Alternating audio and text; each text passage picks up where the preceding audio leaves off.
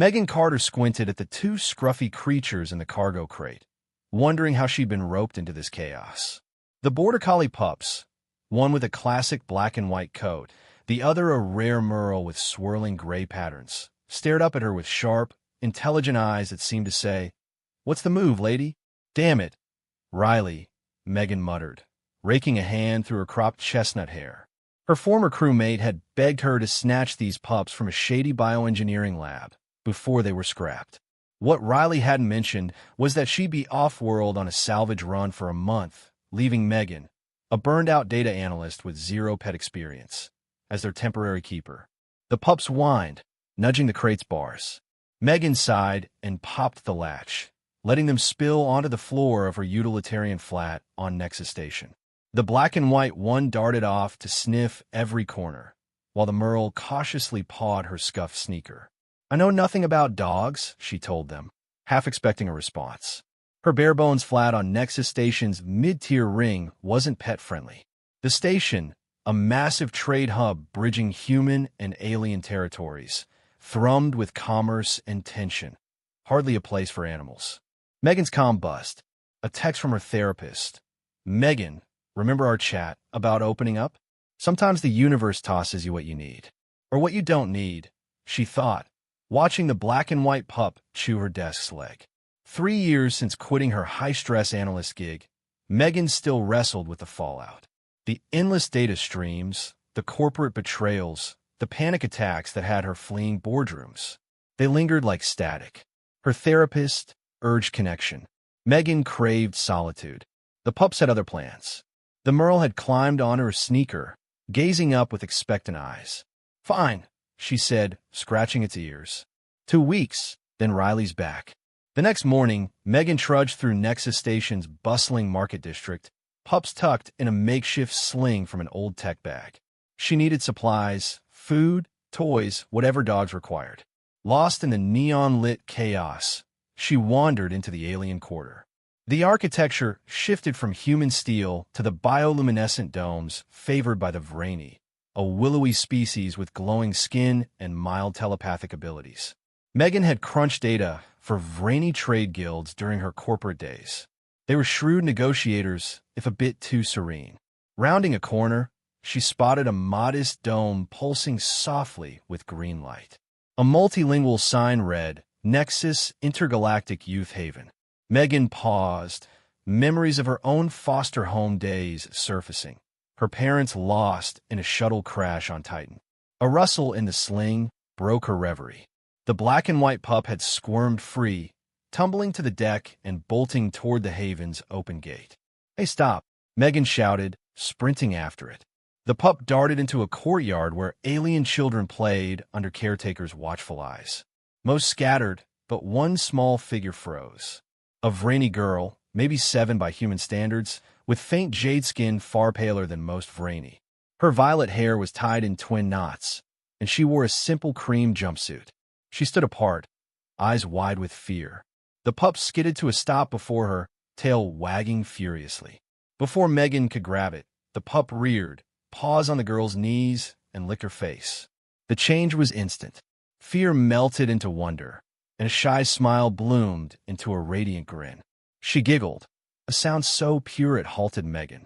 "Sorry about that," Megan said, approaching cautiously. "She's got no manners." The girl ignored her, captivated by the pup rolling at her feet. Megan knelt, pulling a protein stick from her pocket, a sweet, berry-flavored one safe for humans and Vreni. "Here," she offered softly. "It's good, I swear." Hesitantly, the girl took it, her fingers brushing Megan's. Up close, Megan noticed the subtle shimmer in her skin, a mark of Vreni highborn. Why was a highborn kid in a haven?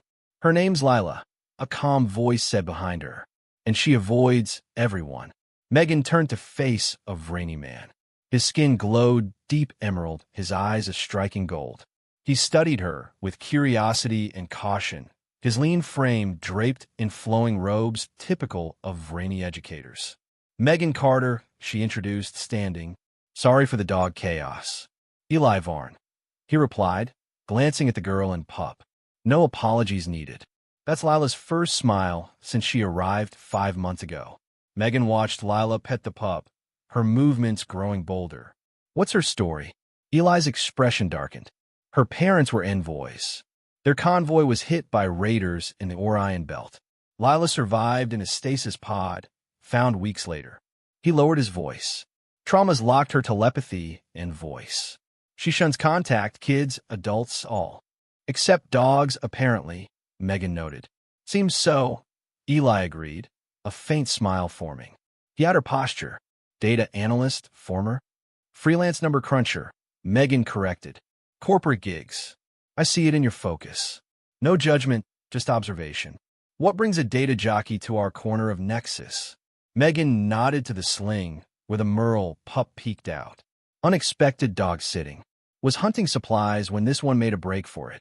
Lucky break, Eli said, watching Lila, now sitting with the pup at her lap. Would you consider returning? For Lila, the request caught Megan off guard. Her instinct was to refuse, to keep her walls up since leaving the corporate grind. But Lila's joy, that fleeting spark, tugged at her. Maybe tomorrow, she said. Let her play a bit. Eli's golden eyes lit with gratitude. Midday's best, when the kids have free time. Megan nodded, then whistled. The pup perked up, reluctantly leaving Lila to trot back. The girl's face fell, eyes glistening. Hey, Megan said gently, kneeling again. I'll bring her tomorrow, okay? Promise. Unsure if Lila understood, but when Megan let the pup nuzzle her briefly, her smile returned. As Megan gathered both pups to leave, she caught Eli watching with an unreadable expression. Until tomorrow, Megan Carter, he said, a hint of warmth in his tone. Till then, she replied, surprised to find herself looking forward to it. True to her word, Megan returned the next day. The black and white pup, now called Jet, strained toward the gate. The Merle, dubbed Mist, stayed close. Eli waited in the courtyard, his eyes brightening. Today, he wore a simpler tunic in deep teal, accentuating his graceful build. You came back, he noted, pleased. Said I would. Megan quipped. Old pilot habit, keep promises. Eli's lips twitched. Lila's been watching the gate all morning. She's in the glow garden. As they walked, Megan felt Eli's presence. Vreni emitted a faint psychic hum, calming yet electric. She found herself drifting closer. Ex-analyst, Eli asked. Why Nexus? Burnout, Megan admitted. Corporate life chewed me up. Still adjusting. Eli nodded. Vreni say, the mind's code doesn't halt when the screen dims. Deep, Megan chuckled. Always a haven worker. No, Eli's gaze softened. I was a trade mediator. Post-room conflicts, I wanted work that mended. They reached the garden, where Lila sat alone on a luminescent bench, her violet hair catching the artificial light. Spotting Jet, her face lit up. The pup broke free, bounding to her. Lila caught it, laughing as Mist watched curiously. I've never seen her like this, Eli murmured, standing close enough for Megan to feel his warmth. She's transformed. As they watched, Megan noticed a flicker near the garden's edge, a figure in plain robes slipping out of sight. Her old pilot instincts flared. Many visitors here? She asked casually, keeping the spot in view. Rarely, Eli replied. Just inspectors or adopters. What? Megan shrugged. Just curious. No need to alarm him. Eli studied her, sensing more. We've got a human blend. His hand brushed her arm, sending a spark through her. Sure, she said, following him but scanning the perimeter. The figure was gone, but unease lingered. The Haven's kitchen glowed with soft light, windows overlooking the garden where Lila played under another caretaker's watch. Eli moved gracefully, brewing tea with a practiced ease that was almost hypnotic. You're staring, Megan Carter, he teased without turning. Can't help it, she admitted. Vreni moved like they're floating. Flattery. He handed her a steaming cup, fingers lingering. Definitely. Their eyes locked, the air crackling. Humans are bold, Eli said, leaning against the counter, his gaze tracing her sharp features. Your emotions flare like stars. And Vreni sensed them, Megan countered, sipping the tea, surprisingly good. Cheating, no? Eli laughed, a melodic sound. Only surface feelings with touch. Not mind reading. What am I feeling now? Megan challenged, stepping closer. Eli's fingers grazed her wrist, sending heat through her. Curiosity, he murmured. And caution. He tilted his head. Why caution? Megan hesitated, then decided to trust him. Saw someone lurking earlier. Probably nothing, but it pinged my radar. Eli's expression tightened. Describe them. Didn't get a good look. Shadowy quick. She frowned. Anything odd here lately? Eli paused. Persistent inquiries about Lila. Official but pushy. Her parents handled sensitive trade deals. Some think she knows something. Megan's instincts sharpened. Like what? Unclear, Eli admitted. She hasn't communicated since arriving. Their talk was cut short by children's laughter outside. Through the window, Lila played with Jet, now joined by other kids, her usual isolation gone. You've given her a spark, Eli said, his shoulder brushing Megan's. A way back. The contact, his scent, like fresh rain, chipped at her walls. I'll keep coming, she promised, surprising herself. For Lila, and maybe more. Eli's eyes darkened. I'd like that, Megan Carter. The moment hung, charged, until Eli stepped back. I should check the kids. As he moved to the door, Megan caught his hand. Tomorrow, same time. His smile was radiant. We'll be here. Over the next week, Megan's visits became her anchor. Jet and Miss thrived, especially Jet, who bonded fiercely with Lila. Each day, Lila's smiles grew, her posture easing. But Megan's instincts stayed sharp. The shadowy figure reappeared twice, always vanishing before she could pursue. After the third sighting, she acted. I'm setting up sensors, she told Eli in the garden, watching Lila with the pups. Motion detectors, discrete cams around the haven. Eli's eyes widened. You think Lila's a target? Not the haven, Megan said. Her.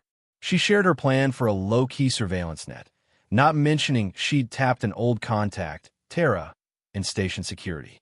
A scan of recent arrivals flagged Karathy. Hulking, insectoid mercenaries tied to rim pirates. I trust you, Eli said, his hand finding hers. The touch sent warmth through her. But keep it subtle. The kids can't know. They won't, Megan assured. I'm a data nerd, stealth's my game. Eli's smile teased. I notice everything, Megan Carter. The flirtation, building daily, sparked hotter. Everything, she teased back, leaning closer. Your vigilance, Eli said, fingers tracing her palm. How you shield Lila. The hidden blade in your boot. Megan grinned, impressed. And you're okay with it?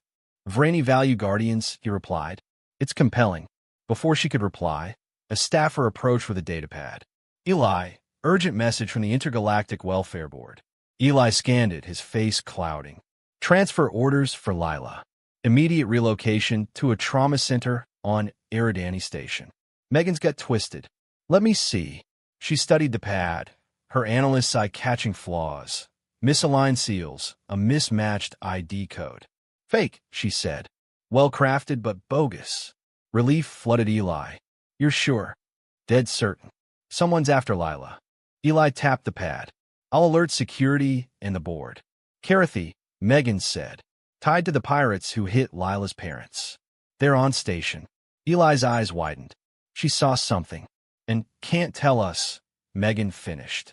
Yet, that evening, after rigging the sensors, Megan stayed late in Eli's office. The pups slept with Lila, a test to ease her nightmares.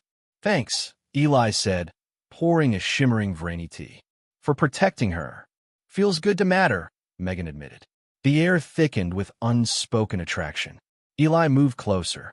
Vreni believes souls find each other across the stars, he said, his hand on her arm. I felt you the moment Jet ran in. Megan's breath caught. I don't do fate. But you, Lila, these pups, it's like finding gravity again. Their lips met, soft at first, then urgent. Vreni's senses amplified touch, creating a feedback loop of sensation. Their connection transcended the physical, forging something deeper. Afterward, curled together, Eli traced her scars, old injuries from a botched run. Humans endure, he murmured. You choose to care, despite pain. Before Megan could reply, her calm blared, Tara's ID. Megan, trouble. Those Carathi filed for Haven access, posing as inspectors. 0700 tomorrow. Megan met Eli's gaze. We'll be ready. At dawn, Megan and Eli prepped an evacuation. My contact and station ops can shelter the kids, Megan said, plotting a route. Eli nodded, worry etching his face. Their night together had solidified their bond, a partnership beyond attraction. Field trip cover, Eli suggested. Keep it light. They gathered the 12 kids, Lila included, claiming a tour of the tech district. One staffer, a gruff Tellarite named Gorv, was absent. Where's Gorv? Megan asked a young Vreni aide. Left early. Admin meeting, they replied. Megan and Eli exchanged looks. Admin house security and visitor logs. Jet growled, hackles up, guarding Lila. Mist mirrored him, eyes on the entrance. They sensed trouble, Megan whispered, palming her concealed blade. Eli, move the kids. I'll get Lila. As the group headed for the service exit, 3 Carathi stormed in, their chitinous frames clad in fake welfare badges. Stay back, Megan warned, stepping forward with Mist. Haven's closed today. The lead Carathi's mandibles clicked. We seek the Vreni child, Lila. Security matter. Through proper channels, Megan shot back, with her guardian. The Carathi hissed, but Gorv's sudden appearance broke the tension. You're still here? He blurted, exposing himself. The lead Carathi snarled.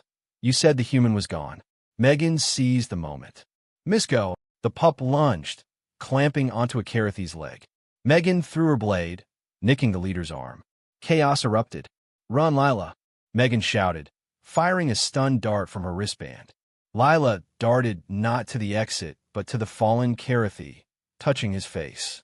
You burned our ship, she whispered, voice clear. The Carathi's eyes gleamed with malice. Then you'll burn too. Jet tackled him, jaws snapping. Megan grabbed Lila, the pups flanking them as they hit the service tunnel. You're brave, Megan told Lila, heart pounding. We'll keep you safe. Lila clung to her. You Eli Jet missed my family. The word hit Megan hard. Family, a concept she'd buried long ago. In the tunnels, Megan come Tara. Carathi hit us. Gorv's compromised. Lila spoke, Eli added. She ID'd the raider. Tara's voice crackled. Head to the ops dock. I've got a shuttle ready. They navigated the maze, Jet leading, Mist guarding. At the dock, a Carathi squad ambushed. Megan sealed Lila and Eli in a shuttle, facing the attackers alone. Get her to the embassy, she ordered, dodging a blast. As the shuttle launched, Megan fought, her blade flashing. Tara's team arrived, subduing the Carathi. At the embassy, Lila shared a trade code her parents hid in her memory, a deal to stabilize the Orion belt, threatening Pyro profits. The ambassador offered Lila protection and proposed adoption to Megan and Eli. You want us to adopt her? Megan asked, Eli stunned. Together. Unless you disagree, Eli said, hesitant. Megan laughed, pulling him close. It's everything I didn't know I needed. Lila beamed, Jet and Mist at her side. Family, she said. Days later, on the embassy balcony, Megan and Eli watched the station's artificial stars.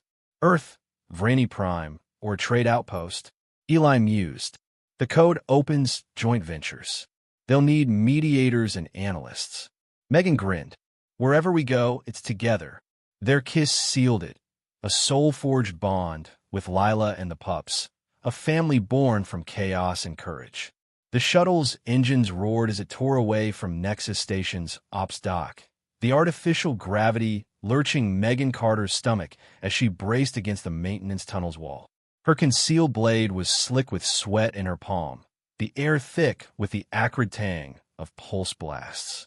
The Carathi mercenaries, hulking, insectoid figures with gleaming carapaces, advanced through the dim emergency lighting, their mandibles clicking in a rhythm that set her nerves on edge. She'd sealed Eli Varn, Lila, and the pups, Jet and Mist, in the shuttle moments ago, buying them time to reach the human embassy. Now it was just her against 5 very pissed-off raiders. Human, the lead Carathi hissed, its multifaceted eyes glinting with malice. Give us the girl's location, and you might walk away. Its claw twitched toward a plasma cutter strapped to its thorax. Megan's lips curled into a grim smirk. Sorry, Bugs. I'm not big on deals with backstabbers. She flicked her wrist, launching another stun dart from her band. It grazed the leader's shoulder, sparking against its armor. The Carathi roared, and the others surged forward. Megan dove behind a conduit pipe, pulse fire scorching the wall where she'd stood. Her mind raced, old pilot instincts kicking in, calculate, adapt, survive. The tunnel was narrow, a choke point. She could hold them off, but not for long. Her comm crackled. Megan, status.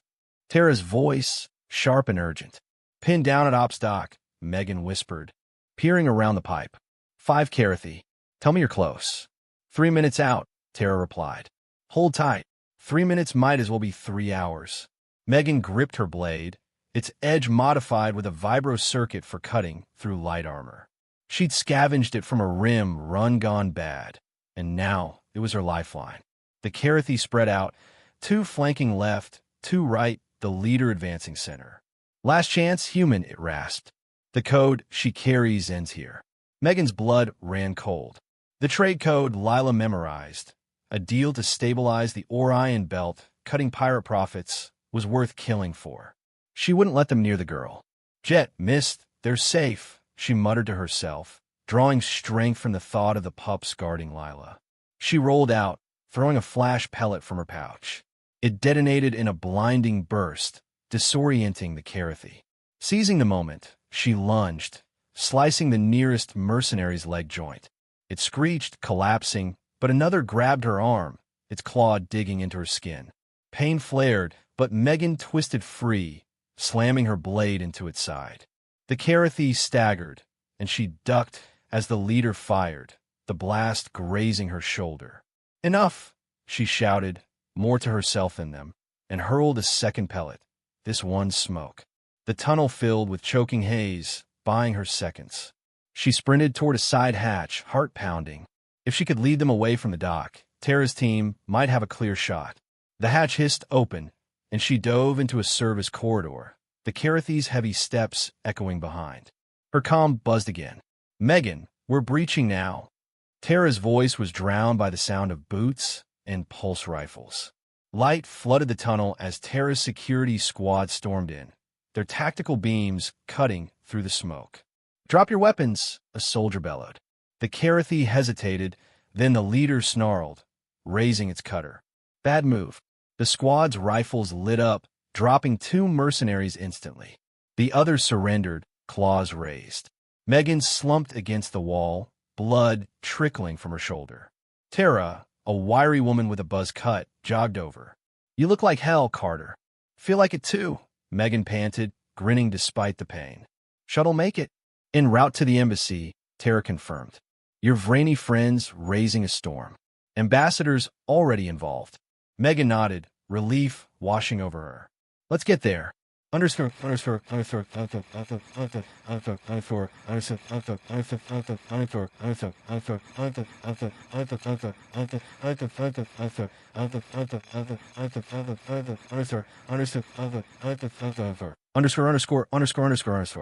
The human embassy on Nexus Station was a fortress of sleek titanium and reinforced glass, a stark contrast to the organic curves of the alien districts.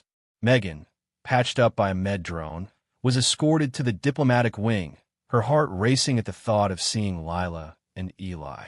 The doors slid open, revealing a scene that stopped her cold. Lila sat cross-legged on a plush rug, Jet curled protectively in her lap, Mist pacing nearby. Eli stood by a hollow table, speaking animatedly with Ambassador Harper, a stern woman with silver-streaked hair. The pups perked up at Megan's arrival, Mist bounding over to nudge her hand. Megan! Lila's voice, small but clear, cut through the room. She scrambled up, Jet at her heels, and threw her arms around Megan's waist. The girl's jade skin shimmered faintly, her violet hair bouncing. Megan knelt, hugging her tightly, her throat tight. Hey, kiddo, you're safe. Eli approached, his golden eyes shimmering with emotion. You reckless, incredible woman, he murmured, pulling her into an embrace that sent warmth through her battered body. His touch carried that Vreni hum, soothing her frayed nerves. When they parted, Ambassador Harper cleared her throat. "Ms. Carter, your timing's perfect." Lila shared the trade code. "It's groundbreaking." Megan kept an arm around Eli, grounding herself. "How so?" "It's not just a trade deal," Harper explained, tapping the hollow table to display a star map. "It establishes a cooperative economic zone across the Orion Belt, linking human and Vreni markets. It undercuts pirate smuggling routes by 70%. Lila's parents were geniuses." Megan glanced at Lila, who clutched Jet's fur. "And the Carathi want it buried." "Exactly," Harper said. "Lila's the only living key to the code's encryption. She's a target." Lila tugged Megan's sleeve. "Mama said only share it with humans or Vreni we trust." "You're both." Megan's heart skipped. "Family." The word still felt foreign, but it fit. "There's more," Harper added. "Given Lila's role and the threat, we recommend placing her under human Vreni joint custody. Adoption protocols are ready." Megan blinked, turning to Eli. "Adoption? I proposed it," Eli admitted, his confidence wavering. "Co-guardians. You, me, Lila." Megan stared, then laughed, pulling him close. "You think I'd say no? This, us, her, the pups, it's everything." Lila beamed. "Jet and Miss too?" "The whole crew," Megan confirmed, ruffling her hair. Harper smiled. "I'll fast-track it. For now, secure quarters here until the code's ratified next week. Lila's the guest of honor." Over the next 3 days, Megan, Eli, and Lila settled into the embassy's guest wing, a spacious suite with views of Nexus Station's artificial skyline. The pups adapted quickly, Jet never leaving Lila's side, Miss patrolling like a sentinel. Megan's shoulder healed, but her mind churned. The Carathi weren't done. She'd seen their kind before, relentless when profit was at stake. Her sensors around the haven had caught 2 more sightings, and Terra scans confirmed a Carathi ship lingering in orbit. Each night, Megan and Eli strategized, their bond deepening through shared purpose. Their flirtation evolved into something steadier, sealed by quiet moments, his hand brushing hers as they pored over station maps, her teasing his overly poetic Vreni sayings. Lila, meanwhile, blossomed. Her telepathy flickered back, faint pulses reaching Megan and Eli during play with the pups. "She's healing," Eli said one evening, watching Lila giggle as Jet chased a hollow ball. "Because of you." "And you," Megan countered, her fingers intertwining with his. "We're a team." Eli's eyes darkened, a Vreni sign of emotion. "In our culture, teams forged in crisis are bound by starlight. Unbreakable." Megan grinned. "Sounds like a deal I can live with." On the 4th night, trouble struck. Megan's comm woke her at 0200, Terra's voice urgent. Carathi breached the outer ring. They got inside help. Someone's feeding them embassy cords. Megan bolted upright, waking Eli. "Gorv." "Likely," Terra said. "He's vanished. Security's locking down, but you need to move Lila." Megan turned to Eli, already dressing. "Plan C. Evac pod to the orbital platform." They roused Lila, who clutched Jet tightly.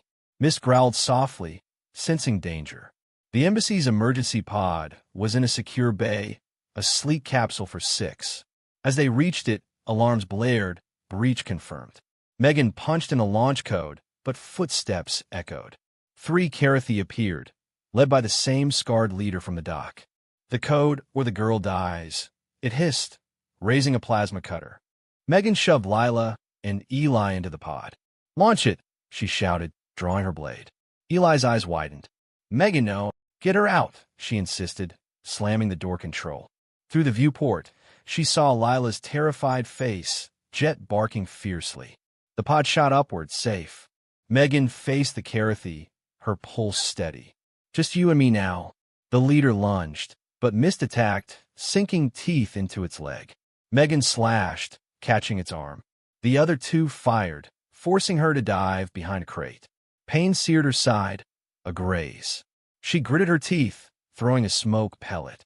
As the haze spread, Terra's squad burst in, rifles blazing. The Carathi fell, the leader captured alive. At the orbital platform, Megan reunited with Eli and Lila, the pups leaping to greet her. Lila hugged her fiercely. "You didn't leave me." "Never will," Megan promised. Eli pulled her close, his kiss fierce. "You're impossible. And you love it," she teased. The treaty signing was a triumph. Lila, radiant in a Vreni robe, presented the code, securing peace and prosperity. Megan and Eli, now her legal guardians, stood proudly, Jet and Mist at their feet. Later, on the platform's observation deck, they watched the stars. "Earth, Vreni Prime, or a new Trey hub?" Eli asked. "Wherever Lila grows strong," Megan said. Together, their bond, soul-forged by crisis, promised a future among the stars, a family complete. The orbital platform's zero-grav atrium hummed with a low thrum of life support systems, a vast dome overlooking the glittering expanse of Nexus Station below. Megan Carter floated near the observation port, her cropped chestnut hair drifting like a halo in the weightless environment. Her shoulders still ached from the graze wound, a dull reminder of the Carathi ambush, but the med gel had done its job. Beside her, Eli Varn anchored himself to a handrail, his deep emerald skin catching the starlight in subtle pulses. Lila, now officially their ward, giggled as she somersaulted in the air, Jet and Mist chasing her with playful yips. The pups' genetically enhanced agility making them naturals in zero-G. It had been a week since the treaty signing, a ceremony that had transformed the Orion Belt from a lawless frontier into a beacon of cooperation. Lila's code had unlocked not just economic stability, but a web of alliances, with human and Vreni fleets patrolling jointly against pirate remnants. The Carathi leader, captured and interrogated, had spilled names, a syndicate called the Void Cartel, profiting from chaos for decades. But peace brought new challenges. Megan's comm pinged with updates from Terra. Scattered cartel cells were regrouping, whispers of retaliation targeting key witnesses like Lila. "We can't stay here forever," Megan said, her voice echoing softly in the atrium. She reached out, her fingers brushing Eli's. His Vreni hum resonated through the contact, a calming vibration that had become as familiar as her own heartbeat. "The embassy's secure, but Lila needs more than walls." Eli nodded, his golden eyes reflecting the stars. Vreni philosophy teaches that growth comes from exploration, not isolation. But where? Earth is too crowded, too human-centric. Vreni Prime might overwhelm her with our empathic fields. He glanced at Lila, who was now teaching Jet to fetch a glowing orb in midair. The girl's faint jade skin shimmered with excitement, her violet hair tied back in a practical braid. Since speaking, her telepathy had strengthened, subtle brushes against their minds, sharing emotions without words. "What about a neutral colony?" Megan suggested. "Like Epsilon Outpost. It's got mixed populations, good schools, and it's under the new Alliance protection."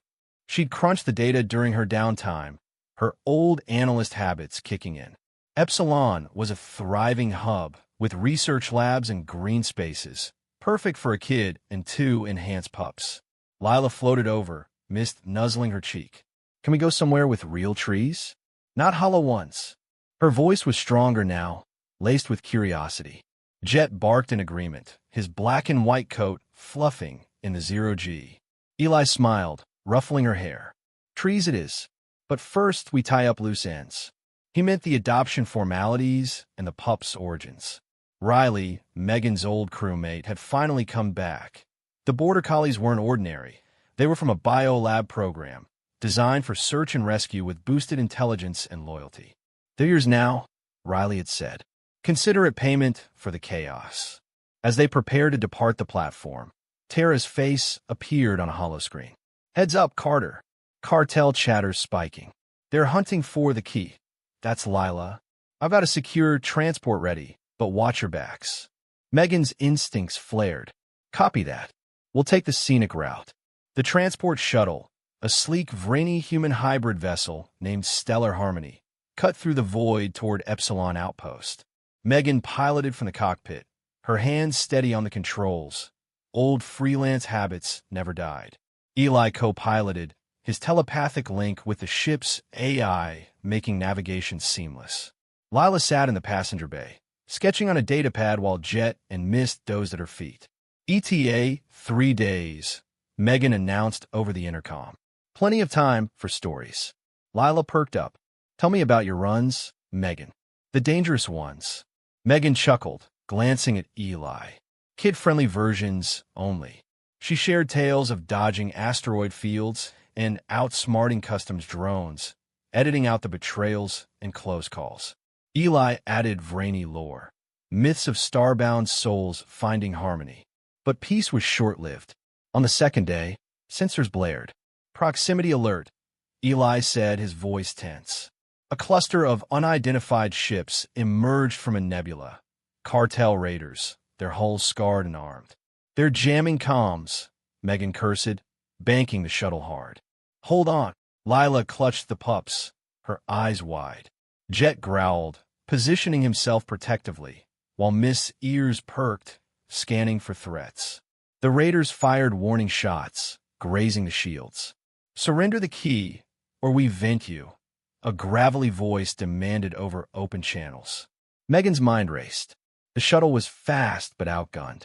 Eli, plot a jump to the nearest Alliance beacon. He nodded, fingers flying over the console.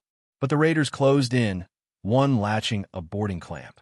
They're coming aboard, Megan warned, grabbing her blade and a pulse pistol from the locker. The airlock hissed, and 4 cartel thugs, a mix of Karathy and rogue humans, burst in. Where's the girl? The lead human snarled, his face scarred from old burns. Jet and Mist reacted first, lunging with enhanced speed. Jet clamped onto a Karathy's leg, Mist dodging blasts to tackle another. Lila hid behind a bulkhead, her telepathy projecting fear but also resolve. Megan charged, her blade slicing through a thug's armor. Eli, unarmed but graceful, used Vreni telekinesis to hurl a crate, crushing one attacker. Get to the escape pod, Megan shouted to Lila. The girl nodded, scooping Mist and dashing with Jet guarding her rear. The leader fired, clipping Eli's arm. He winced, but his hum intensified, disorienting the thug. Megan finished him with a stun blast. You okay? She asked, helping Eli up. Surface wound. Go. They reached the pod, just as more raiders breached. Megan sealed the door, launching them into space. The Harmony exploded behind them, a diversion flare Megan had rigged. The pod hurtled toward Epsilon, but sensors showed pursuers. They're on us, Eli said. Lila touched Megan's hand. I can help. Her telepathy surged, a wave of confusion broadcast to the raiders, amplified by her bond with the pups. Jet and Mist howled, their enhanced senses syncing with her. The raiders' ships veered erratically, colliding in the chaos. Alliance patrols arrived, mopping up the remnants. Safe on Epsilon, Megan hugged Lila. You saved us, kiddo. Lila smiled. Family does that. Epsilon Outpost was a verdant world, its domed cities blending human tech with Vreni bioluminescence. Their new home was a cozy habitat in the research district, a 3-level dome with gardens, labs, and pup-friendly spaces. Megan took a job as a data consultant for the Alliance, crunching threat patterns. Eli became a cultural educator, teaching mixed-species classes. Lila enrolled in school, her telepathy flourishing under tutors. But the cartel didn't fade. Months passed with minor skirmishes, suspicious drones, encrypted threats. One night, as Megan reviewed logs, her sensors pinged. Intruders at the perimeter. Eli, wake up. We've got company. They armed themselves, pups alert. Lila, now more confident, grabbed a mini-stunner. I'm ready. The intruders were elite cartel assassins, silent, cloaked figures slipping through shadows. Jet detected them first, barking a warning. A fierce battle ensued in the garden. Megan's blade flashing, Eli's telekinesis deflecting blasts, Lila's mind tricks disorienting foes. The pups were stars, Jet herding enemies into traps, Mist stealthily disarming one. They captured the leader, a sly Vreni traitor.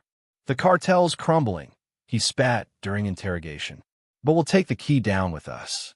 Alliance forces arrived, but not before a bomb detonated, a desperate failsafe. The habitat shook, debris flying.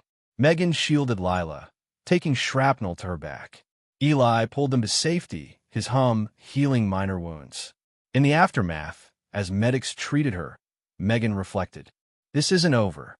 Eli nodded. "But we're stronger." Lila and Scathe hugged the pups. "We need a plan." They decided to go proactive. Using Megan's data skills, they traced cartel remnants to a hidden base on a fringe moon. With Alliance backing, they mounted an op, Megan piloting a stealth ship, Eli coordinating telepathically, Lila and Pups as scouts.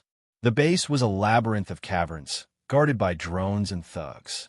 Infiltrating, they faced traps, laser grids, gas vents. Jet's intelligence shone, sniffing safe paths. Agility disarmed minds. Lila's telepathy jammed comms, creating confusion. Deep in the core, they confronted the cartel boss, a hulking Karathi warlord. "You think a child that much can end us?" he roared. The battle was epic. Megan dodging claws, Eli hurling rocks kinetically, Lila broadcasting fear waves. The pups attacked in tandem, Jet biting ankles, Mist leaping for the throat. Megan delivered the final blow, stunning the warlord. With the cartel dismantled, peace settled. Back on Epsilon, their family thrived. Lila excelled in school, forming friends. Megan and Eli married in a blended ceremony. Human vows, Vreni, soul links. The pups grew, their bonds unbreakable. Years later, as Lila graduated, Megan looked back. From solitary analyst to guardian, lover, mother, all sparked by two strays and a silent girl. "The universe knew," Eli whispered. Megan smiled, soul forged, and in the stars, their adventure continued. The hot sun of Ethelgard, the color of rust and copper, pressed down mercilessly on the shoulders of Jax Cole as he stood on the roof of his research module. In his hands was a hydrographic tablet, and in his mind, only the numbers and graphs that gave sparse but honest forecasts. For 2 years, he had worked as a bioengineer, trying to bring this lifeless world to life, and each day was like the last. The arid air in his lungs was as lifeless as his loneliness. He came to Ethelgard to escape the mistakes he left behind on Earth, a failed project that could have changed the climate, and a loss he still couldn't overcome. He was alone, but didn't complain. His work was his only companion, his only redemption. Below him stretched the Silver Sands outpost, a chaotic jumble of prefabricated structures and makeshift shelters where humans and a dozen alien species tried to coexist in a semblance of harmony. In the distance, the carved dwellings of the Kithari were visible, carved directly into the rocks, which reflected the setting sun, creating the illusion of molten gold. Jax took a long pull from his canteen, and the cool water brought welcome relief. "Another day," he muttered, rubbing his eyes. He always kept his head down, preferring not to attract attention, but his height and broad shoulders made him conspicuous among the outpost's short, slender inhabitants. A sudden sound of footsteps, fast and desperate, tore him from his reverie. Jax turned and saw a small figure racing toward him along a narrow path, kicking up puffs of orange dust. As the figure drew closer, he realized it was a Kithari, a cat-like humanoid child. She looked no more than 7 years old. Her bright orange fur was dull with dust, and there were scratches on her thin, long ears.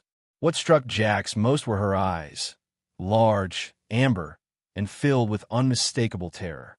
"Whoa there, little one," Jax said, straightening as she skidded to a halt before him. "What's the rush?" Her small body heaved with exertion. Tears cut clean tracks through the grime on her face. She reached out with tiny, trembling paws and clutched his pant leg. "Please," she gasped between sobs. "I beg you, follow me home." Jax knelt to her level, his brow furrowing. "Are you hurt? What happened?" "Mama won't wake up," she whispered, tugging desperately at his sleeve. "Please help. No one else will come." Jax hesitated only briefly before nodding. "Lead the way." Her grip tightened, and she pulled him through a maze of narrow passages between the ruins. They ventured into a section where the dwellings were carved directly into the rocks, and the air hung heavy with unfamiliar spices and exhaust fumes. "What's your name?" Jax asked as they hurried along. "Kalen." she replied without looking back. Mama calls me just Kale. They stopped before a small den, hollowed out of a rock wall. The door hung askew on a single hinge, and the walls were crudely patched with pieces of metal. Kaylin hesitated at the threshold, her small frame rigid with fear.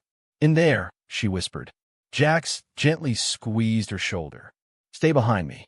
Okay. The smell hit him first. A sickly sweet odor mixed with decay and chemical residue. The interior was dark, with light filtering only through a small, grimy window. As his eyes adjusted, Jax took in the squalor.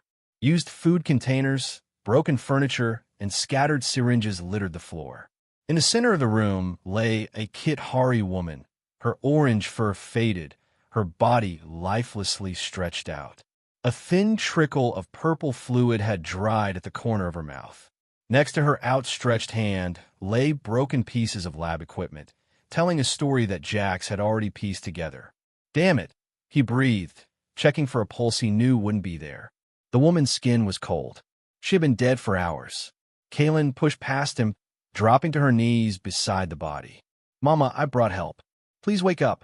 Jax's heart constricted painfully in his chest. He'd seen this scene on Earth, in the forgotten corners of megacities where synthetic drugs killed thousands. He never expected to find the same tragedy on a colony world. Kaylin, he said gently, placing a hand on her thin shoulder. I'm so sorry. Your mama, she's gone. The girl looked up at him, her large eyes uncomprehending. But she'll wake up. She always wakes up. Not this time, little one. Jax swallowed hard against the lump in his throat. Kaylin's face crumpled.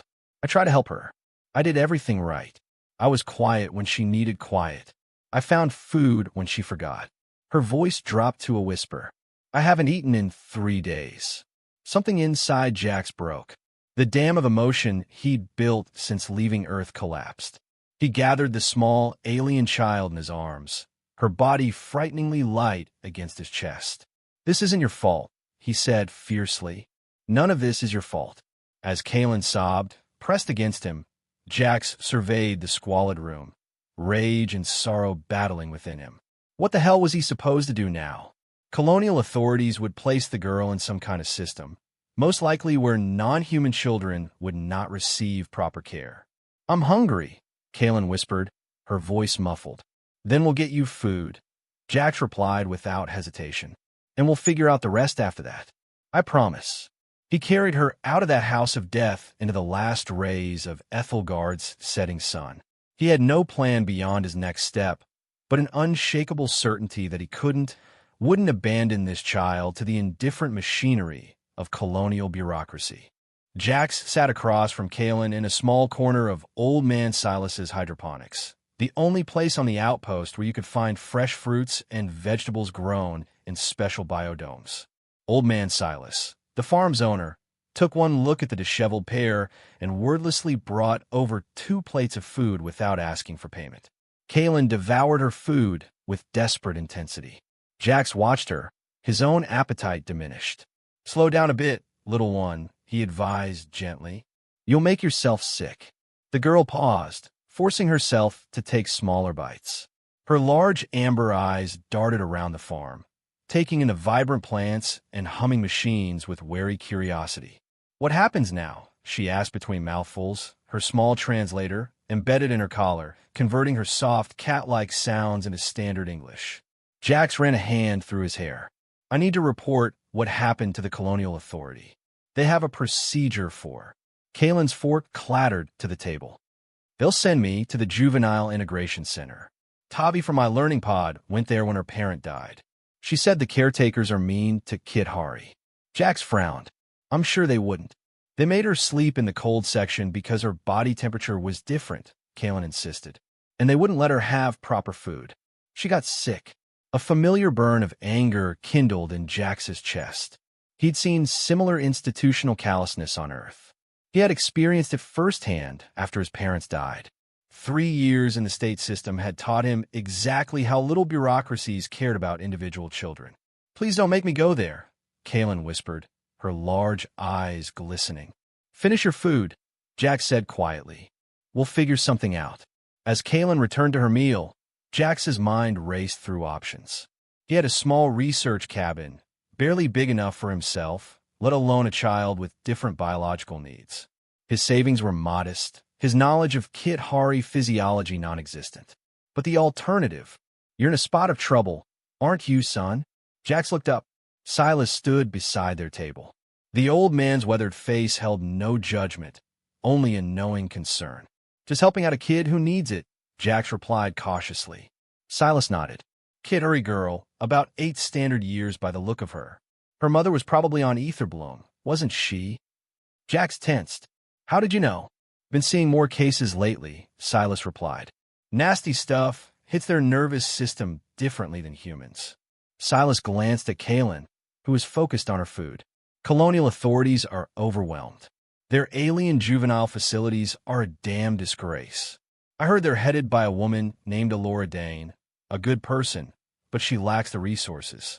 Silas leaned closer. Look, I don't know what you're planning, but if you're thinking of helping her yourself, you'll need to file for emergency guardianship. There's a woman at the administrative complex. Elora Dane works in interspecies family services. Tell her old man Silas sent you. Jax studied the old man. Why are you helping us? A shadow passed over Silas's face. Lost my daughter in a station disaster. She left behind 2 grandkids. The system would have separated them if I hadn't fought like hell. He straightened. Humans look after their own, and sometimes that means looking after others, too. After Silas walked away, Jax felt Kaylin's gaze on him. What's emergency guardianship? She asked. It means I'd be responsible for you until... Jax trailed off. The enormity of what he was considering suddenly overwhelmed him. Until we figure out something permanent. Could I stay with you? The question hung in the air between them. Simple yet impossibly complex. Jax had come to Ethelgard to escape his past, not to take on responsibility for a child, especially not an alien child whose needs he barely understood. Yet looking at her hopeful expression, he felt something shift inside him. Let's take it one step at a time, he said finally. First, we need to talk to this Elora Dane. The colonial administrative complex loomed over the central plaza of Silver Sands, its gleaming surfaces a stark contrast to the utilitarian structures surrounding it. Jax approached the imposing building with Kaylin's small paw clutched in his, fighting the instinctive aversion to authority. At the reception desk, a bored-looking human clerk barely glanced up from his terminal. Purpose of visit: I need to speak with Elora Dane in interspecies family services. It's urgent. The clerk's eyes flicked to Kaylin, then back to Jax. Relationship to the minor? Jax hesitated. I found her. Her mother is deceased. Form 37B for reporting unaccompanied alien minors. Terminal 3. The clerk gestured vaguely toward a bank of screens. I don't want to report her. I want to apply for emergency guardianship. The clerk's eyebrows rose. That's unusual. Is Elora Dane available or not? Jax demanded, his patience wearing thin. The clerk sighed and tapped at his console. Level 4, Office 412, but without prior documentation. You're wasting your time. As they walked away, Kaylin squeezed Jax's hand. Are you angry? Jax forced himself to relax his clenched jaw. Not at you. Sometimes bureaucracy just reminds me of things I'd rather forget. Bad things? She asked. Things that made me who I am, Jax replied. For better or worse. Office 412 was smaller than Jax had expected. The walls were lined with holographic displays showing families of mixed species. Behind a desk cluttered with data tablets sat Elora Dane, a woman in her mid-40s with kind eyes. Silas sent you? She stated rather than asked, gesturing for them to sit. Her name is Kaylin. Her mother died of an overdose, and she has no one else. Elora's gaze softened as she looked at the Kit Hari child. I'm sorry for your loss, little one. She tapped a sequence on her desk console, and a small drawer slid open. Would you like a nutrient stick? It's formulated for Kit Hari physiology. Kaylin glanced at Jax, who nodded encouragingly. She took the offered snack with a whispered thanks. So, Elora said, turning her attention back to Jax. You want emergency guardianship of a Kit Hari child? Do you have any idea what you're asking for? I know it won't be easy. It will be nearly impossible, Elora interrupted. Kithari have specific biological needs. Their emotional development follows different patterns than human children. Their cultural expectations. She shook her head. And that's before we get to the Kithari Preservation Society, who will fight tooth and nail against any human guardian. Jax leaned forward. She was living in squalor with an addict mother. Where was this Preservation Society then? Fair point, Elora conceded. But they're politically powerful, and they'll argue that Kaelin belongs with her own kind. And what does Kaelin want? Jax asked. Elora's expression shifted subtly. You're different than I expected. Most emergency guardianship applicants are looking for the stipend, not asking about the child's preferences. She studied him more carefully. What's your stake in this, Mr. Cole? Jackson Cole. And I don't have a stake. She asked for help, and I'm trying to give it. Elora tapped her stylus against the desk. Mr. Cole, there's something else you should know. Kaelin's mother, Lila, was flagged in our system. Colonial Security believes she was involved with the Etherbloom trade. Jax tensed. Involved? How? Possibly as a courier. Etherbloom is manufactured by a cartel run by a coalition of Scar and Grum smugglers. They target vulnerable populations. Elora glanced at Kaelin, who appeared absorbed in her snack, but whose large ears had tilted slightly in their direction. You think Kaelin might be in danger? Jax concluded, his protective instincts flaring. It's a possibility we can't ignore. Elora hesitated. There's also the matter of your qualifications. Do you know anything about Kithari culture or physiology? Jax shook his head reluctantly. Nothing beyond the basics. Then you'll need a cultural liaison, someone from the Kithari community who can guide you. Elora's fingers danced across her console. There's a cultural educator named Lyra Vex. She's traditional, but fair. Will she help a human? She believes in what's best for the child regardless of species. I've sent her your information. If, and it's a big if, you're serious about this, you'll need to meet with her immediately. Jax felt Kaelin's small paw slip into his. I'm serious. Elora studied them for a long moment before nodding. Then I'll process the emergency application. It gives you 72 hours of provisional guardianship while we assess the situation. During that time, you'll need to demonstrate basic competency in Kithari childcare, secure appropriate accommodations, and pass a background check. My background might be complicated, Jax admitted. Everyone's is, Elora replied with a hint of smile. What matters is who you are now. She handed him a data chip. This contains temporary authorization and basic information on Kithari needs.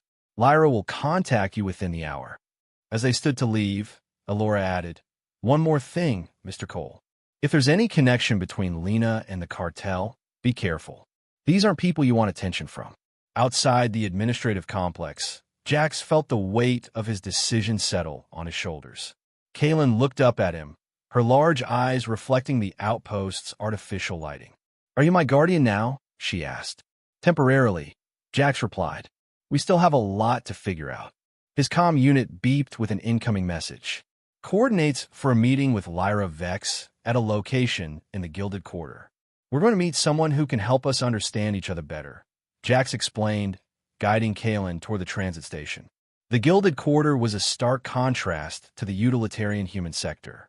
Dwellings were organically carved from rock, their surfaces adorned with softly pulsating luminescent patterns. Jax felt conspicuously out of place among the slender, orange-furred inhabitants who regarded him with undisguised curiosity. Kaelin, however, walked with her head held high for the first time since he'd met her. It smells like home, she said softly. The coordinates led them to a small educational center. Inside, a tall, Kithari female with elaborate silver markings on her face waited, her posture rigid with disapproval.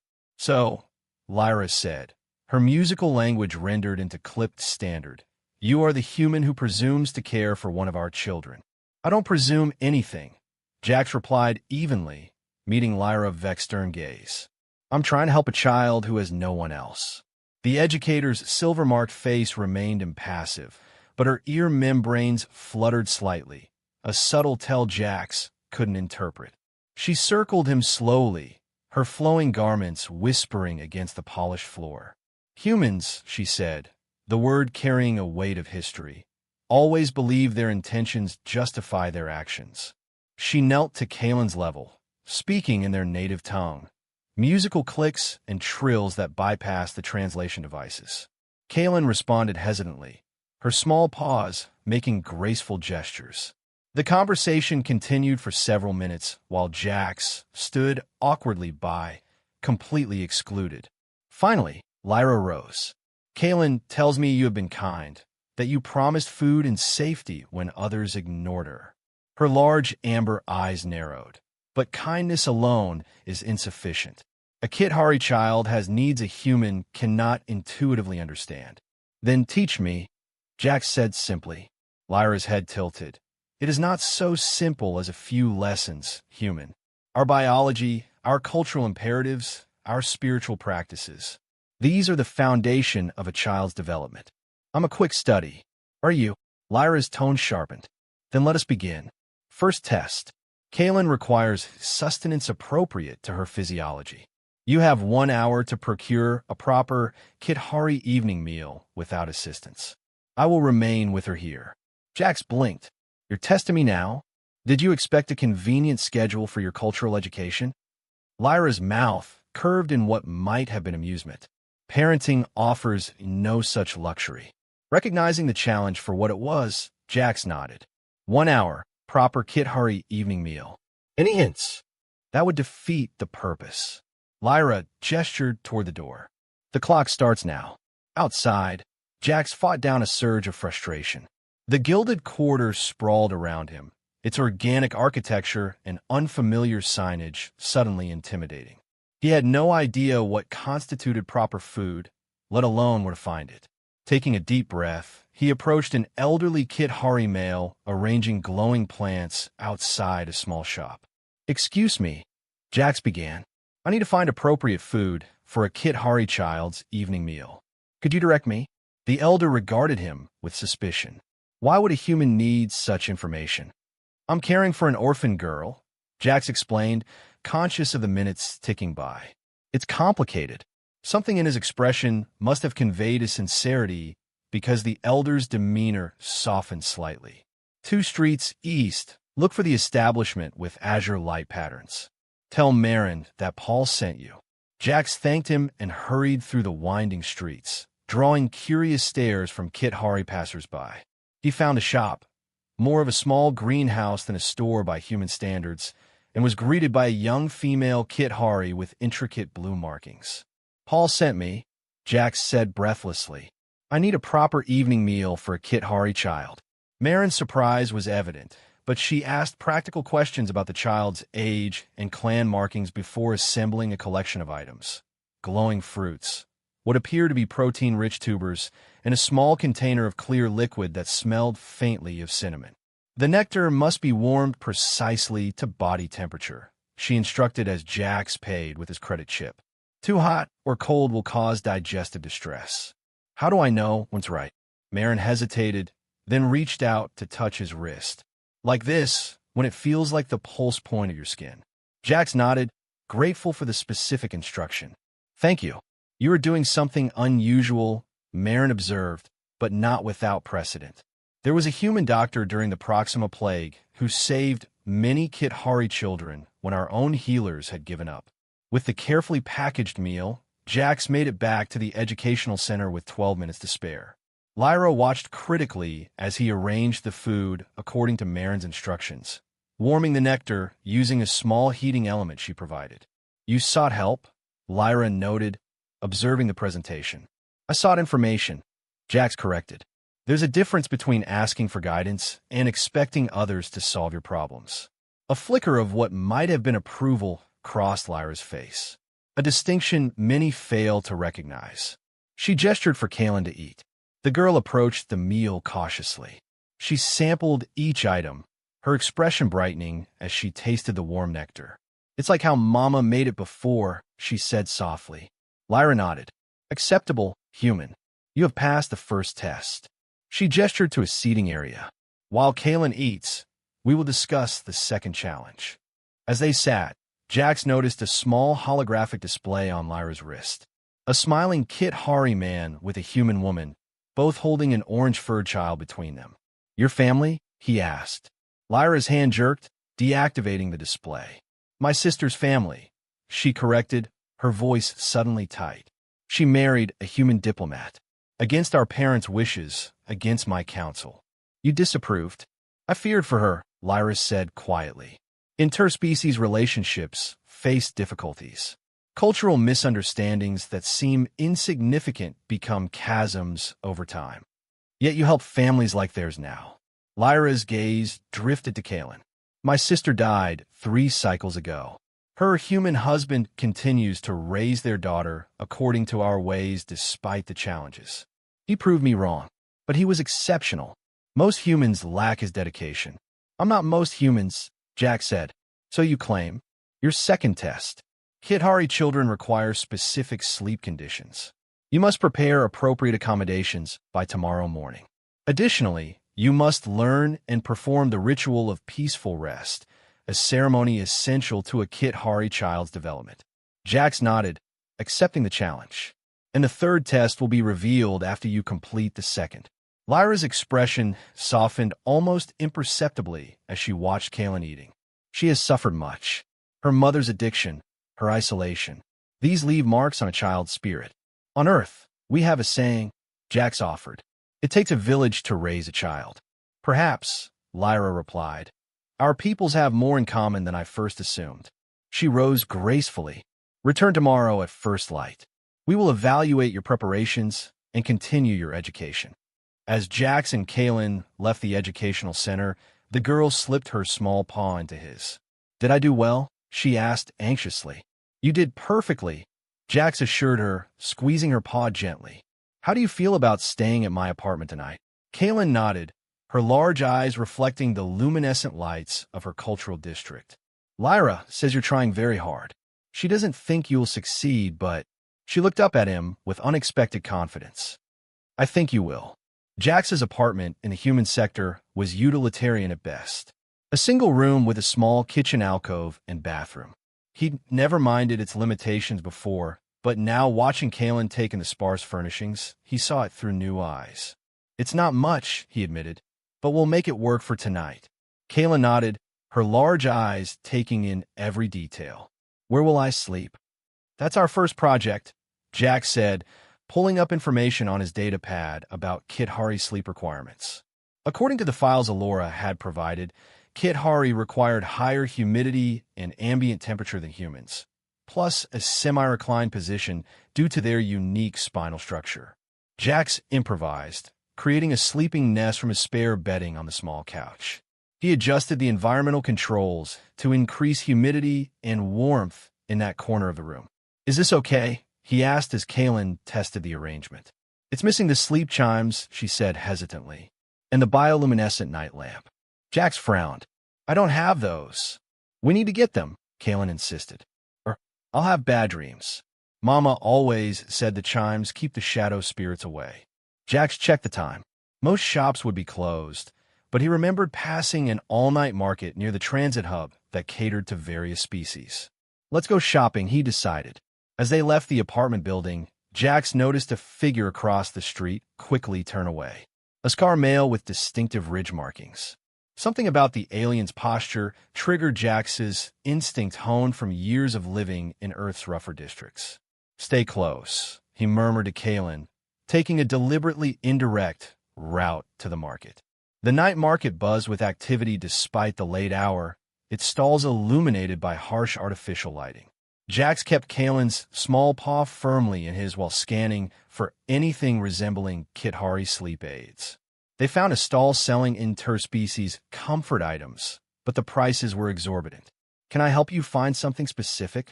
Jax turned to find a familiar face. Marin from the food shop, her blue markings glowing softly. Marin, what are you doing here? Many Kithari work night shifts, she explained. Our shops adjust accordingly. She knelt to Kaylin's level. Hello again, little one. Are you settling in with your human guardian? Kaylin nodded shyly. He's trying to make me a proper sleep nest, but we don't have chimes or a night lamp. Marin's expression softened. Those are important. She glanced at Jax. You're taking Lyra's tests seriously. I don't have much choice, Jax replied. Marin studied him for a moment. No, I suppose you don't. She straightened. Come with me. These market prices are robbery. She led them to a small shop tucked between larger establishments, its entrance marked only by subtle luminescent patterns. Inside, the atmosphere immediately shifted to something more organic and soothing. My personal shop, Marin explained. I specialize in cultural transition items. As she gathered sleep chimes and a small lamp, Jax noticed a holographic display similar to the one he'd glimpsed on Lyra's wrist. You're Lyra's niece, he realized, the daughter of her sister and the human diplomat. Marin paused, then nodded. Yes, though Aunt Lyra prefers not to discuss it. She handed Kalen the lamp, which emitted a gentle blue glow. She took my mother's death very hard. She mentioned your father continues to raise you according to Kit Hari customs. He does. Marin's expression warmed. He believes honoring both halves of my heritage is important. Aunt Lyra didn't think he could do it, but he proved her wrong. She glanced at Jax. Perhaps you will, too. As Marin packaged their purchases, refusing payment despite Jax's protests, he asked, Any advice for passing Lyra's next test? The ritual of peaceful rest is simple in action, but complex in meaning, Marin explained. It's not just about the words or gestures. It's about creating a sense of security. She demonstrated the hand movements while reciting the ancestral protection verse. Jax practiced the motions until Marin nodded in approval. Thank you, he said sincerely, for everything. Humans have a saying about villages raising children, Marin replied with a smile. Kit Hari have a similar belief. Outside, the streets had grown quieter. Jax remained alert, scanning for this car he'd spotted earlier. They were halfway back to his apartment when he spotted movement in an alley ahead. Two figures with the distinctive silhouettes of Grum enforcers. Change of plans, Jax murmured, steering Kalen down a side street. We're taking the long way home. Are those bad people? Kalen whispered, her grip tightening on his hand. Just people we don't need to meet tonight, Jax replied, keeping his tone light despite the tension coiling in his gut. They made it back to the apartment without incident. But Jax's unease remained. While Kalen arranged her new sleep items in the nest he'd created, he secured the door and windows, then sent a brief message to Alora Dane about the possible surveillance. By the time he finished, Kalen was settled in her sleep nest, the chimes creating gentle melodic tones while the lamp cast soothing patterns across the ceiling. Will you do the ritual? She asked sleepily. Jax knelt beside her, performing the hand gestures Marin had taught him while reciting the protection verse. The words felt strange on his tongue, but Kalen's expression of contentment made the effort worthwhile. He had just finished when Kalen suddenly stiffened, her eyes widening in alarm. Her orange fur turned a pale gray, and her breathing became rapid and shallow. Kalen, what's wrong? Jax asked, panic rising in his chest. I can see her, Kalen whispered, her gaze fixed on empty space. Mama is calling me to join her in the Shadow Realm. Jax recognized the symptoms from Alora's information packet, a stress response unique to Kit Hari children, a form of waking nightmare triggered by trauma. Without proper intervention, it could escalate to dangerous levels. Kalen, focus on me, Jax said firmly, taking her small paws in his. Your mama isn't here. You're safe. But Kalen's condition worsened. Jax's mind raced through the limited information he'd absorbed about Kit Hari physiology. They responded to physical contact differently than humans. Their skin contained receptors that processed emotional states through touch. Acting on instinct, Jax gathered Kalen into his arms, holding her against his chest where she could feel his steady heartbeat. He continued the ritual gestures with one hand while maintaining the protective embrace. You're safe, he repeated. I've got you. Gradually, Kalen's breathing steadied. Color returned to her fur as she relaxed against him. She's gone, Kalen murmured eventually. You made the shadows go away. That's my job now, Jax said softly, continuing to hold her until she drifted into sleep. He was easing her back in her nest when his comm unit vibrated with an incoming message. It was from Lyra Vex and contained only 4 words. We need to talk.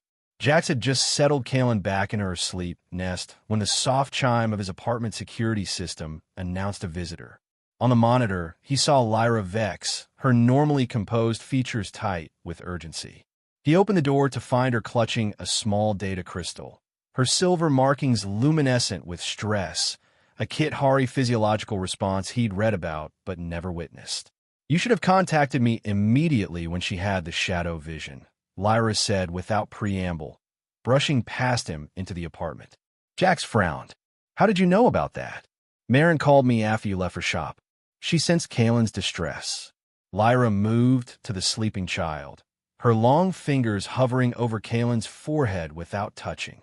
"The bond is already forming. Stronger than I anticipated." "What bond?" Lyra straightened, studying Jax with new intensity. "You calmed her shadow vision without training." "How?" "Instinct," Jax replied. "She needed to feel safe, so I held her. And it worked." Lyra's tone held wonder and confusion in equal measure. A human with no knowledge of our ways successfully navigated a Kit-Hari trauma response. She paced the small apartment, her flowing garments whispering against the furniture. "This complicates everything." "What does?" Jax demanded, his patience wearing thin. "And why are you here at this hour?" Lyra stopped, her large eyes reflecting the soft glow of Kalen's night lamp. "You're being watched. The cartel knows you have Kalen." "I noticed," Jack said grimly. "Scar and Grum enforcers. What do they want with her?" Lyra held up the data crystal. "This is why I came. Lena wasn't just an addict. She was trying to escape. She worked as a data clerk for a shipping company controlled by the cartel. When she discovered evidence of their operations, she tried to blackmail them for enough money to leave Ethelgard with Kalen. And they killed her for it," Jax concluded. "Not intentionally. The ether bloom they gave her was contaminated, a warning that became a death sentence." Lyra's expression hardened. But Lena was clever. She hid the real evidence somewhere only Kalen would know. Jax glanced at the sleeping child. "She hasn't mentioned anything like that. Because she doesn't know she knows," Lyra explained. "Lena would have encoded it in something meaningful to Kalen. A toy, a song, a bedtime story." Jax processed this information. The protective instinct that had been growing since he first met Kalen intensifying. "So these cartel thugs think she can lead them to evidence that could destroy their operation." "Yes, and they won't hesitate to take her." Lyra's voice caught. "I've seen what happens to children in their custody." The raw emotion in her tone made Jax look at her more closely. "This is personal for you." Lyra hesitated, then nodded. "Before I became an educator, I worked with refugee children. Many had parents who fell into the cartel's debt." Her elegant hands clenched. "I couldn't save them all." The vulnerability in her admission shifted something between them. For the first time, Jack saw beyond her stern exterior to the passionate advocate beneath. "There's something else you should know," Lyra continued, moving closer to Kalen. "What happened tonight, the way you calmed her shadow vision. It's significant. Kit-Hari form deep psycho-emotional connections called soul kinships. They usually develop between blood relatives, but occasionally," she met Jax's eyes. "Occasionally, they form across species boundaries when a profound need meets a profound response. You're saying Kalen and I have formed this soul kinship." "The beginning of one," Lyra confirmed. "It's rare, but not unprecedented. My sister and her human husband shared such a bond. It's why he could raise their daughter so successfully after her death. The bond transcended cultural differences." Jack sat heavily on the edge of his bed. "So, what does this mean for Kalen's guardianship?" "It means that separating you could harm her psychologically." Lyra's expression was complex. Professional concern mingled with something more personal. "And it means I was wrong about you, Jackson Cole." The use of his first name, spoken in her musical accent, created an unexpected warmth in his chest. "You've passed all my tests," she continued. "The meal, the sleep preparations, and most importantly, your instinctive response to her crisis. You've demonstrated more understanding of a Kithari's needs than many of our own people would with a human child." Before Jax could respond, Kalen stirred in her sleep nest. Both adults moved toward her simultaneously, their hands brushing as they reached to comfort her. The contact sent a jolt of awareness through Jax. Lyra's skin was warmer than a human's. Their eyes met over Kalen's sleeping form, and Jack saw his own protective instinct mirrored in Lyra's gaze, along with something else. An unmistakable flicker of attraction that transcended species differences. Kaylin settled without fully waking, and Lyra slowly withdrew her hand. "We should let her rest," she murmured. They moved to the kitchen alcove, speaking in hushed tones. "What's our next move?" Jax asked. "We need to discover what evidence Lena hid and get it to Colonial Security before the cartel realizes we have it." Lyra's expression grew troubled. "But first, we need a safer location. My residence in the Gilded Quarter has better security." "You're inviting us to stay with you?" Lyra's silver markings shimmered slightly. "It's the logical solution. My home has proper accommodations for Kaylin, and the cartel is less likely to act aggressively in the Kithari district. And the fact that you've decided I'm not a cultural barbarian after all?" Jax asked with a hint of a smile. "That simplifies matters," Lyra admitted, her usual formality slipping. "I've misjudged humans before. My sister always said my prejudice was my greatest flaw." "We all have blind spots," Jax said. "On Earth, I avoided responsibility. Came to Ethelgard to escape my past." He glanced at Kaylin. "Funny how life finds ways to make you face yourself." The honesty of his admission created a moment of connection between them. Lyra moved closer, her height nearly matching his. "Humans are surprising," she said softly. "Your adaptability, your instinctive compassion. These are qualities my people sometimes forget in our adherence to tradition." The air between them seemed to thicken with unspoken possibility. Jax became acutely aware of her presence, the subtle scent of exotic flowers, the graceful curve of her neck, the intelligence in her large eyes. A sudden noise from outside the apartment shattered the moment. Jax moved to the security monitor to see two Grum enforcers in the corridor attempting to override the door lock. "They found us," he said grimly, reaching for the stunner. "We need to leave now." "Take Kaylin," Jax whispered urgently, passing the still drowsy child to Lyra. "The service corridor connects to the maintenance tunnels. I'll hold them off." Lyra's eyes widened. "You can't face two Grum enforcers alone." "I'm not planning to fight them," Jax replied. "Just delay them. Go." As Lyra slipped through the service door with Kaylin, Jax quickly rearranged the apartment to make it appear they'd left in a hurry. He overturned furniture, left the main door unlocked, and positioned himself behind it just as the Grum overrode the security system. The two hulking aliens burst in, their scaly hides gleaming under the apartment's lights. Jax waited until they were fully inside before slipping out behind them, slamming the door and jamming the manual lock with his utility knife. Their enraged roars followed him as he sprinted down the corridor to the maintenance access where Lyra waited with Kaylin clutched against her chest. "That won't hold them long," Jax said, leading them into the dimly lit tunnels that ran beneath the residential complex. "Where are we going?" Kaylin asked, her voice small but remarkably steady. "Somewhere safe," Jax assured her, navigating the labyrinthine passages with the confidence of someone who'd spent a lifetime finding escape routes in hostile environments. They emerged into a service alley 2 blocks from Jax's apartment. The outpost's night cycle was in full effect, the streets nearly deserted as they made their way toward the Kithari district, taking a circuitous route to avoid main thoroughfares. "How did you know about those tunnels?" Lyra asked as they paused in a shadowed doorway.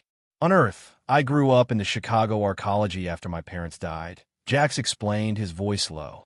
"You learn the back ways, or you didn't survive." Lyra's expression softened. "You've been a survivor your whole life." "Until now," Jax replied, his gaze shifting to Kaylin. "Now I have someone else to think about." They continued through the darkened outpost, Kaylin growing heavier in Lyra's arms. Jax took the child from her, cradling Kaylin against his chest as they crossed into the Kithari district. Lyra's home was nestled within a cluster of organically shaped dwellings, its exterior illuminated by subtle luminescent patterns.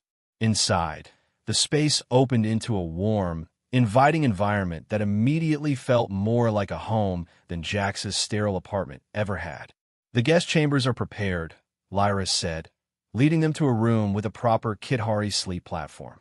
It will be more comfortable for Kaylin than your improvised nest. Jax settled the drowsy child onto the platform, arranging her sleep chimes and lamp.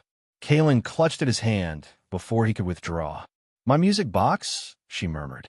"I need my special music box." Jax and Lyra exchanged a significant look. "What music box, little one?" Lyra asked gently. "The one Mama gave me with the dancing starlights." Kaylin's eyes were already closing. "She said it would always protect me." "We'll get it for you," Jax promised, completing the ritual of peaceful rest as Kaylin drifted back to sleep.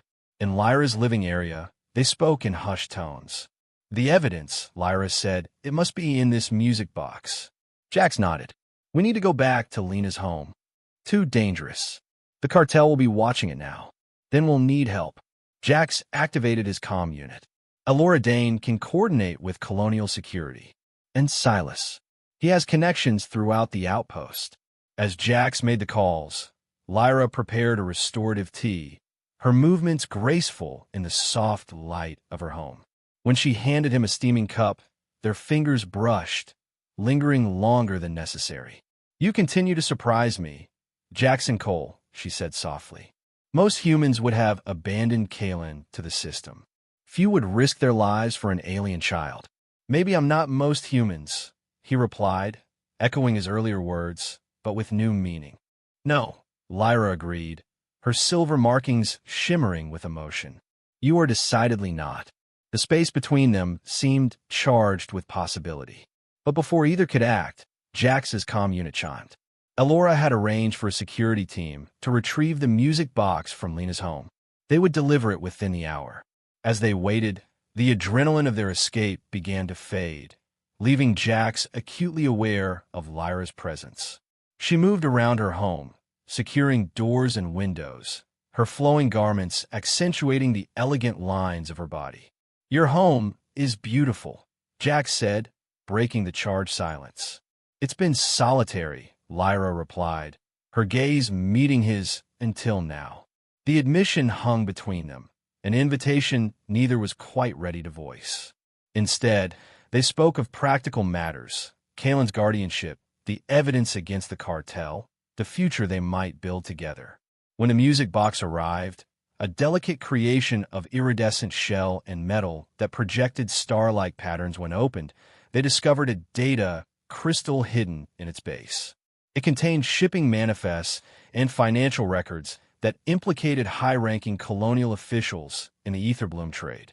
"This will dismantle their entire operation," Lyra breathed, examining the files. "Lena's sacrifice won't be in vain." With the evidence secured and transmitted to Colonial Security, the immediate danger passed. In the quiet aftermath, Jax found himself standing with Lyra on her home's small balcony overlooking the luminescent gardens of the Gilded Quarter. "What happens now?"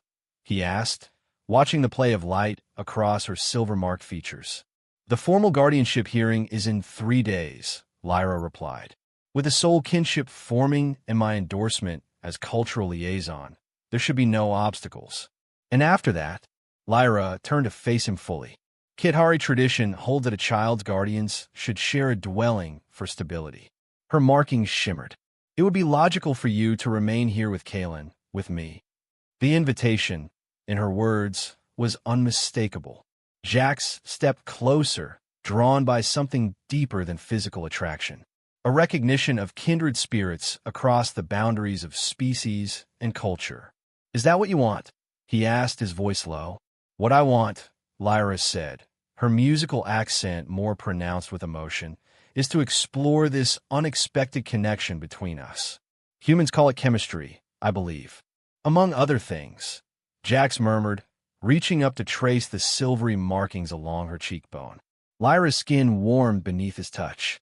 "My sister once told me that loving across species boundaries requires courage, that the rewards justify the challenges." "Your sister was wise," Jax said, drawing her closer. Their first kiss was tentative, an exploration of alien territory for both, but the second was not.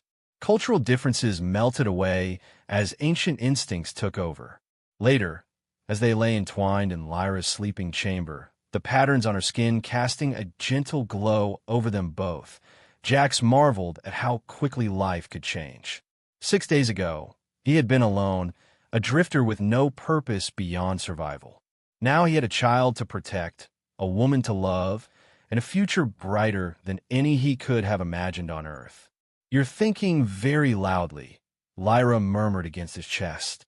"Just wondering what Kaelin will think of all this," Jax replied, stroking the silken length of her white hair. "She already knows," Lyra said with a smile. "Kithari children are quite perceptive about emotional bonds. She asked me yesterday if you would be my mate as well as her guardian." Jax laughed softly.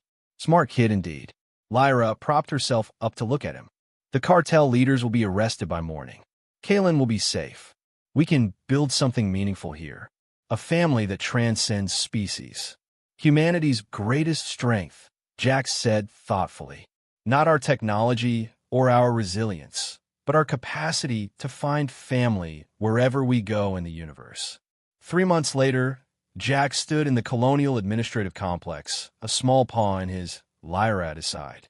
Elora Dane presented them with the final guardianship documents, making official what their hearts had known since that first desperate day when a frightened alien child had pleaded, "Please follow me home." "Congratulations," Elora said with a genuine smile. "You've created something special here, a bridge between cultures that others will follow." As they left the complex, Kaelin nearly skipping between them, Jax reflected on the strange path that had led him here. A chance encounter, a heartbreaking discovery, a courageous choice, all culminating in this moment of perfect belonging. "What are you thinking?" Lyra asked, her fingers intertwining with his. Jax smiled, watching Kaelin dance ahead of them, her orange fur glowing with health and happiness. "I'm thinking that sometimes the universe knows exactly what our hearts need, even before we do." "A very human sentiment," Lyra teased. "Maybe," Jax agreed, pulling her close for a kiss that drew curious stares from passers-by. "But I think you like that about me."